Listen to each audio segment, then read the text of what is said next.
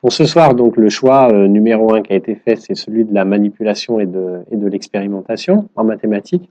Donc, voilà, on va démarrer la petite présentation sous forme de diaporama sur cette question de manipulation et d'expérimentation. Donc, le thème, c'est manipuler et expérimenter en mathématiques.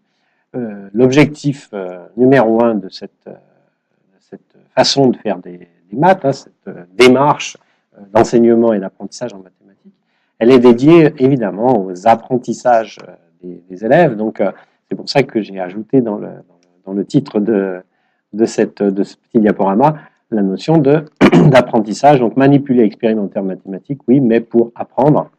Voilà, là, un petit clin d'œil à deux de mes héros préférés, Maria Montessori et puis Ovide de Crolles, qui sont des pédagogues qui ont beaucoup milité pour la pédagogie dite active, c'est-à-dire qui met en action les élèves. Donc, j'ai mis quelques petites images d'époque qui viennent des classes Montessori ou des classes de Crolles, donc qui sont deux médecins. Hein, vous voyez que les meilleurs pédagogues peuvent avoir un métier d'origine qui est différent. Et la première question qu'on peut se poser, c'est manipuler, expérimenter en mathématiques. Oui, mais pourquoi? Alors, pour répondre à cette question, on va se poser la question de savoir qu'est-ce que ça nécessite, l'expérimentation en mathématiques. Une petite liste d'ingrédients. Qu'est-ce que ça nécessite? Ça nécessite des questions. Expérimenter, manipuler, on va le faire si on a des questions à se poser, et si possible, des questions pour lesquelles on n'a pas encore de réponse. Et ça, c'est très important pour les élèves de sentir que on leur pose aussi de temps en temps des questions en mathématiques dont on n'a pas forcément la réponse immédiate à disposition. Et pour eux, c'est quand même important que dans ce type de situation, ils sentent un enjeu en termes de découverte de connaissances. Or, s'ils ont déjà la réponse, évidemment, il y a moins d'enjeux. Il faut, pour expérimenter en mathématiques comme en sciences, il faut des idées et beaucoup d'imagination. Quand on expérimente sur quelque chose qu'on ne maîtrise pas, il faut être prolixe en idées, en imagination, et pour ça, on verra que rien de mieux que de faire ça à plusieurs, parce qu'on est toujours plus fort en termes de créativité quand on est plus nombreux. Pour expérimenter dans un labo, on parlera peut-être de laboratoire de mathématiques tout à l'heure, il faut des instruments, du matériel qu'on va utiliser pour faire ces expériences. Et, bien entendu, le nerf de la guerre, quand même, quel est le principal ingrédient de ces situations d'expérimentation? Ce sont les connaissances.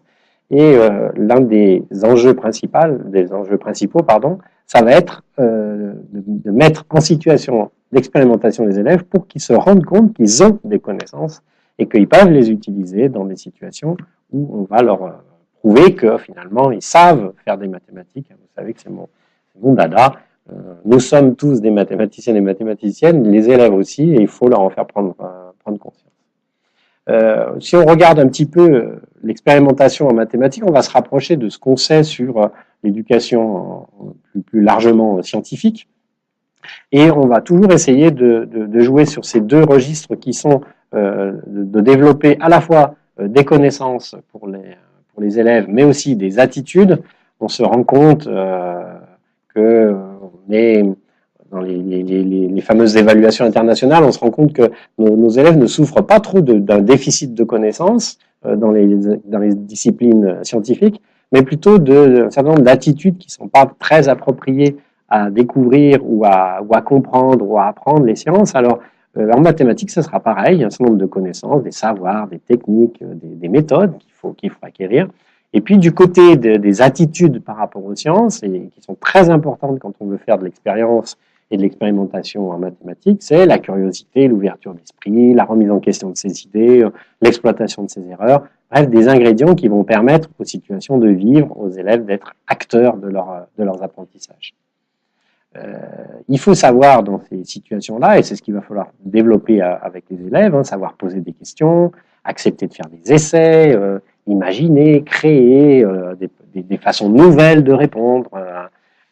Et puis, dans un troisième temps, quand on fait des méthodes de type d'investigation en sciences, un enjeu très important sera du côté de l'oral, puisqu'il va falloir ne pas s'en tenir à faire sa petite expérience tout seul dans son coin, mais aussi être capable d'expliquer, de discuter, de débattre avec les autres.